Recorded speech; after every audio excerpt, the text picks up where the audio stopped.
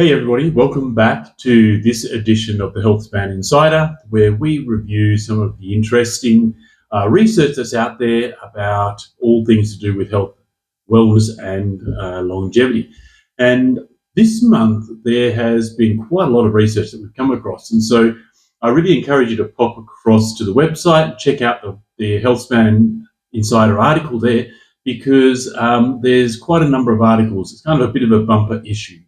But there are three that I want to talk about here, and all of them are really talking about different benefits that we can derive from exercise. And the interesting one that came up that I want to start with is around the mechanical action of abdominal muscle contractions that helps to move fluid around the brain.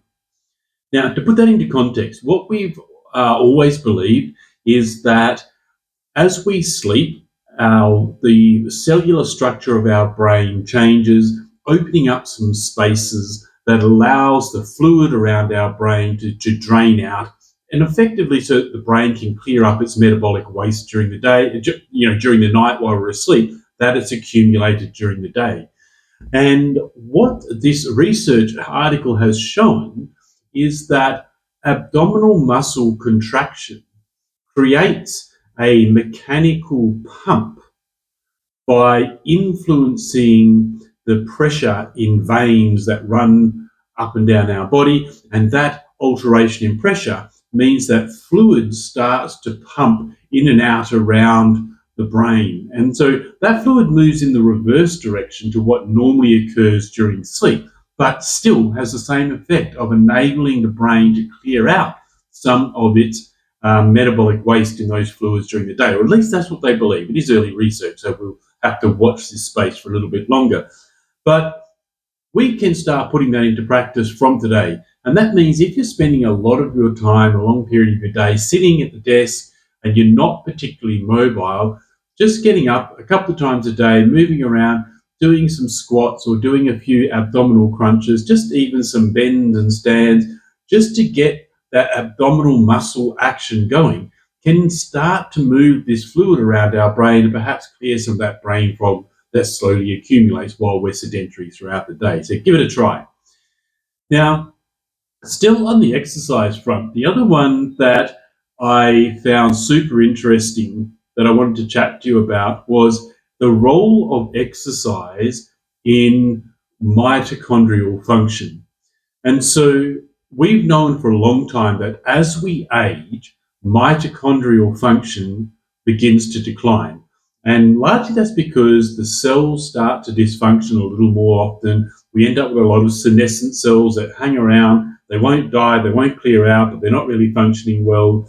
And largely within the cell itself, the organelle called the mitochondria, often called the powerhouse of the cell, it starts to accumulate damage and, from oxidative stress and all those sorts of things, and it doesn't work as efficiently in producing energy. And so in young, fresh, new cells, what we want is those older mitochondria to get broken down, cleared out, to make way for new mitochondria to be produced. And so the breakdown and clear out is known as mitophagy, clearing that out.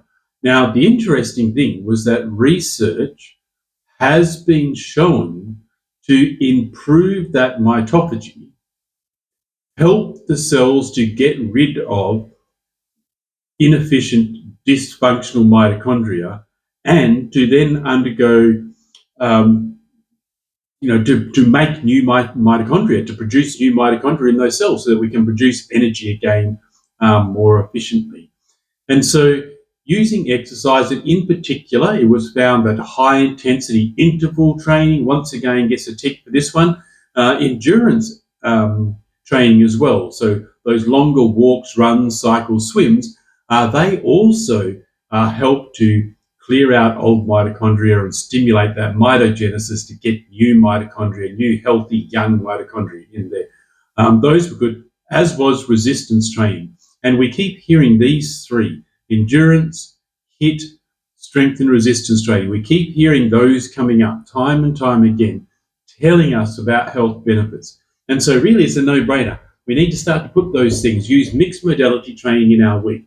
Don't just stick to only going and doing weights training at the gym. Put the cardio in there as well. Don't forget the high intensity stuff. Do it as interval training, and make the mixed modality routine that you follow every week start to work for you by giving you the advantage in some of these health things that we've discussed now over many, many months.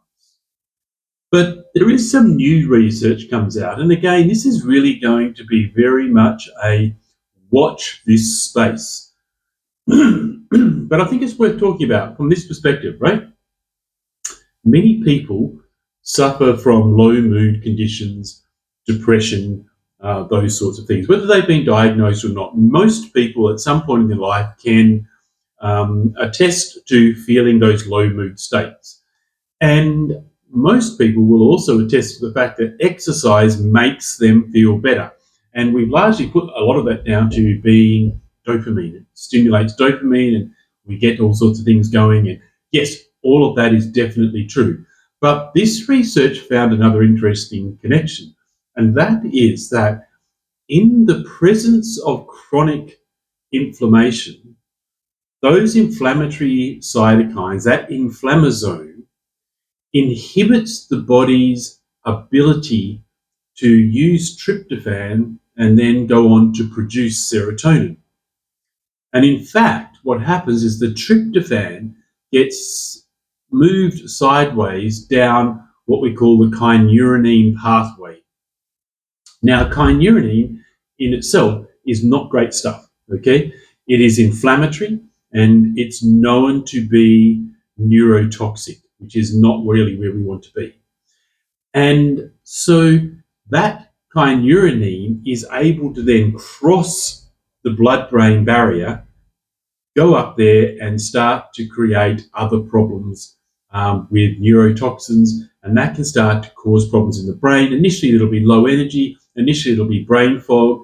There'll be some kind of neuroinflammation going on. But long term, that really starts to degrade brain structure and function.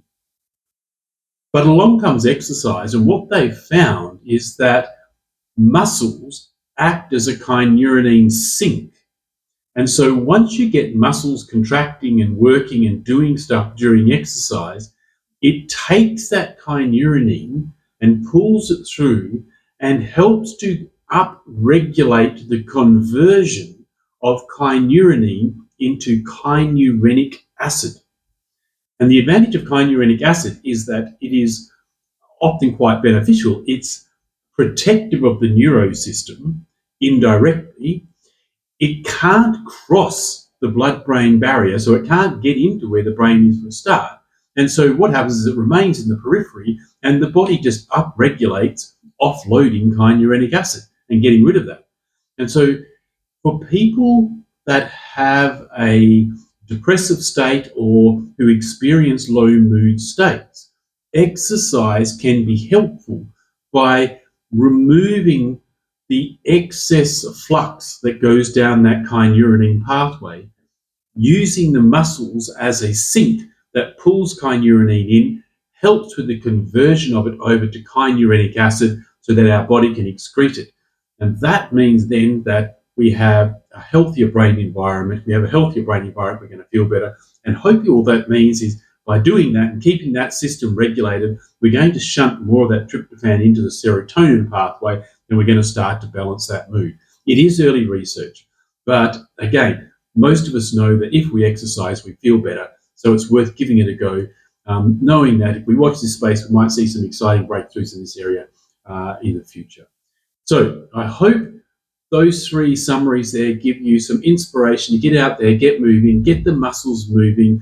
Even if you can't go and do a full exercise session, do some abdo crunches, do some squats, do some things to get those abdominal muscles moving, clear out that waste around the brain, keep the mind clear for the work day. And then after work, go for a good run, walk, or head to the gym, pick up some weights, do some strength and conditioning training. It's all good for you. It's got various health benefits. We should be taking advantage of it. I hope you found that interesting. I look forward to seeing you in the next edition of the Healthspan Insider.